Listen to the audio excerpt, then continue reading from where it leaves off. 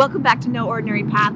I'm Kristen, this is John. It's loud here. We're in downtown Anchorage today at the Anchorage Museum. And today on Real Talk Tuesday, we're going to talk about what we do for science and history, because some of you guys think we just tossed it out the window. We just don't even talk about it. And we didn't.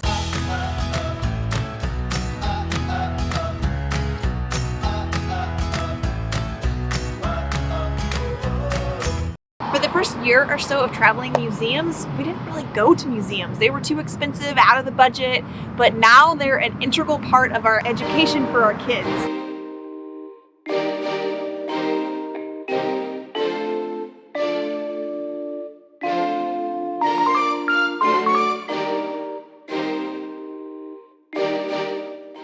So we decided to come to the car so you guys could actually hear us a little bit better. Right.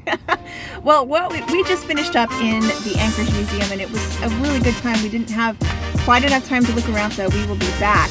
One of the best ways to save money and go see all kinds of museums across the United States is to get a museum pass, and specifically this one is the Boonshoft Museum, which is funny. It's based out of Dayton, Ohio, and have we ever visited Dayton, Ohio?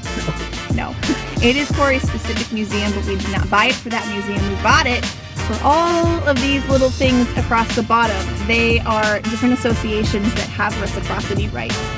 And several months ago, I actually did a video with Natasha Stevens of Nursing Our Travel Bug, and we talked about the museum reciprocity, and it never got aired. All the museums and everything just closed. Yeah. We haven't, this is, I think, maybe the first time we've gotten to use it since the whole COVID pandemic stuff started. This is my friend Natasha Stevens from Nursing Our Travel Bug. Hello. And today we are going to talk about the Boonshoft Museum Pass, or AKA reciprocity for all the museums around the country. So really, this is where your savings comes into play.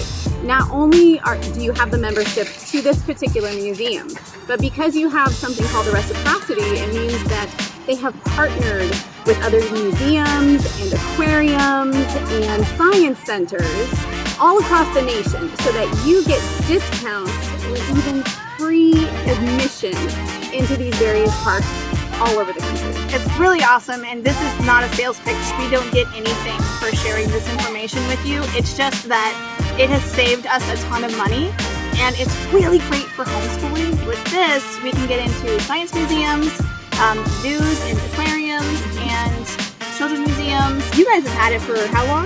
Basically since we went full time in 2017.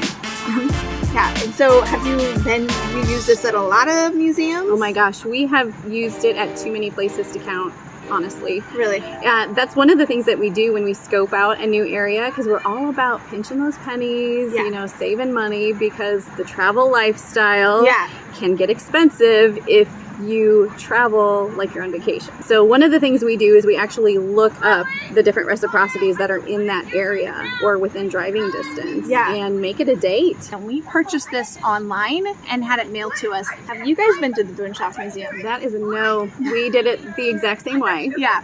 And I think, so there's many reciprocities out there, but I know Bill did a lot of research when we were looking up the reciprocities, and I think this was the cheapest one nationwide. I want to say we paid like $125 for the whole year.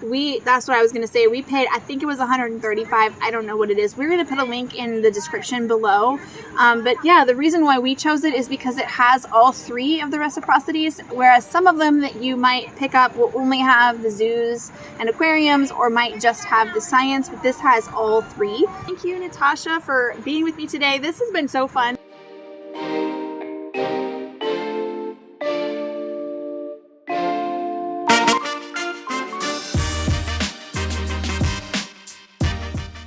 We are here at the Arizona Science Center in downtown Phoenix.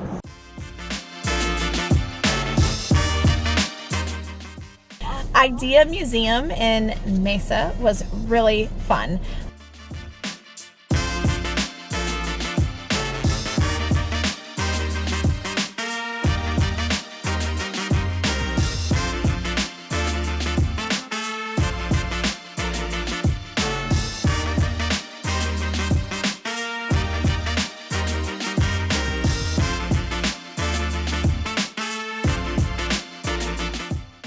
So today we went to the Western North Carolina Nature Center.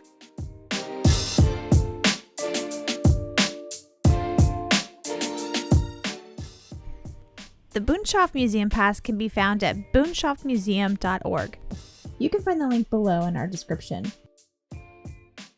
You'll also find links for all 3 of the reciprocal museum programs so that you can check them out for yourselves.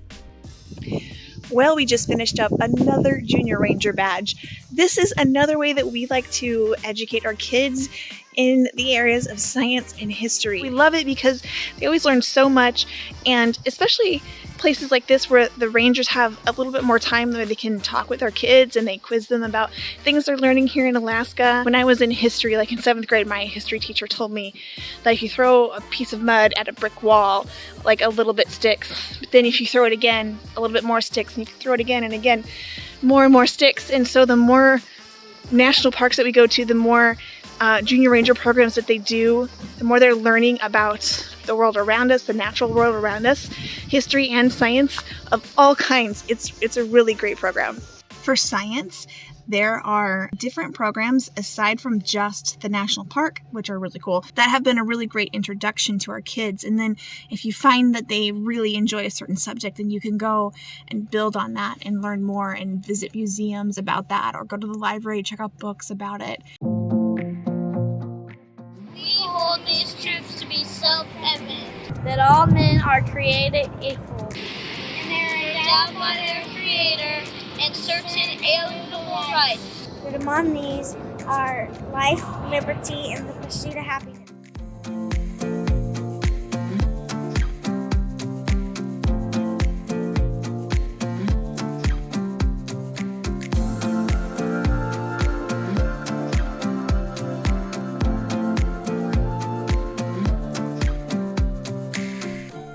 Our kiddos have earned nearly 50 Junior Ranger badges each from various national historic sites, parks, and monuments from all over the country, including the extra badges that we talked about.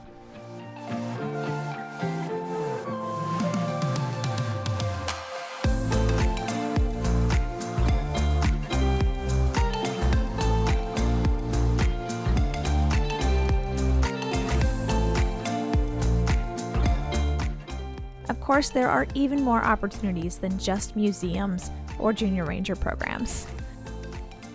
Everything we visit can be turned into a learning opportunity. That's the beauty of Road School.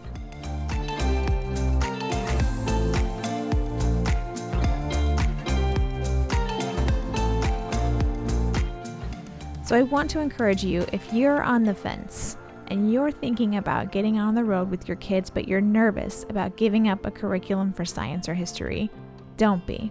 I promise they're going to learn whether you have a curriculum or not. We choose to follow a curriculum for math and for language arts, but all the rest, we've left it to unschooling.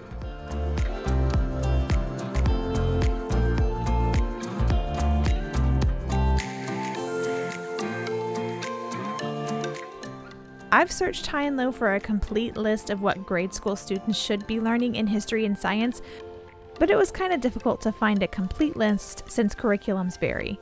This is a list of what's generally taught in public schools for science and social studies.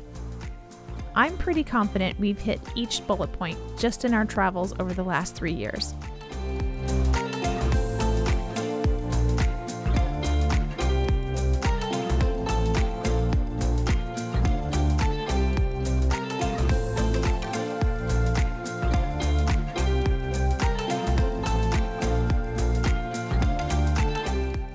Thank you guys so much for joining us today. If you enjoyed our content, please let us know in the comments, and don't forget to like and subscribe. Join us next week as we take you to Mat-Su Valley, where we'll visit Palmer and Wasilla, Alaska. We'll be taking a dog sled ride, visiting a reindeer ranch, and hiking to waterfalls.